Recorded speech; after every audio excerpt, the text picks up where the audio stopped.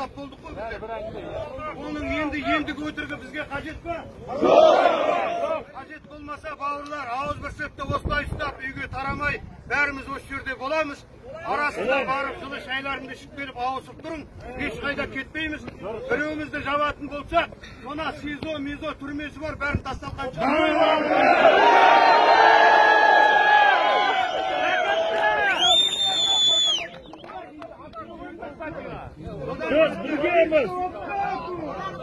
Ауызбірліктің мықтысы, ауызбірліктің мықтысы. Егер де біраздар ортаға сөйлеген соларды құридан алатын болсақ, Аминді қорғауға алайық, жігіттер. Айтатындар іштерінде тынып атыр, бәрі де шығып айтады.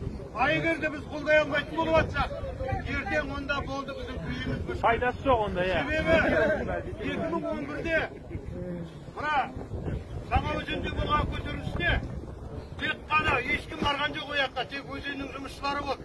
Сонда мына Таған деген жігіттің машинасынан анаша салып, соны апарып жапқан уақытта сол мұнайшылар сол Тағанды қоршап алды, Қошанов ұмытпасам фамилиясы.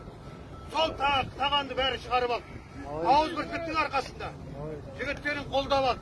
Ең соңғысы біздердің арамызда мына КМБ бар, құлақ бар, айтып барады, провокатор бірдеме деп жүреміз де, бірімізден біріміз қорқатып болдық. Біз ешкімнен қорықпаймыз, бір Алладан басқа. Сондықтан бауырлар былай қылайық. Ауызбірлікті нығайту үшін ең бірінші тек қана бір-бірімізді қолдайық, бір-бірімізді ұстайық. Кім кімді алып кетті деген хабар естісе, соны сразу ұрды. Сол үшін барып, ананың керек па, мынаның ішіне кіреміз. Енді тек қана содан басқа амал қалған жоқ.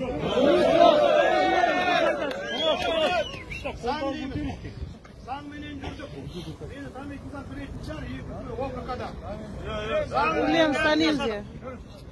Назарбаевтың мына шығарып отқан жолдауларыменен соменен жұмыс жасаймыз деп басшыларды қыстық. Шығар деп басшылардың спискісін Қазмұнайгазға барып бердік. Қайда? Ешкімде ештеңе істеген жоқ. Сонда ең соңында мына қарайған жұмысшыны 550 деген бірден ойдан бірдеңені шығарып алып, заң білмейтін, таңертеңнен кешке дейін жер күрейтін, мұздаяқтап жүретін жұмысшылар заңды қайдан оқиды? Кешке мұздаяқтап келген адам заң оқи ма, әлде үйіне келіп, бір-екі сағат демалып ала ма? Сондықтан заң білмеген, қылмыстан жауапкершіліктен босатылмайды деген тағы бірдеңелер шығарып алған.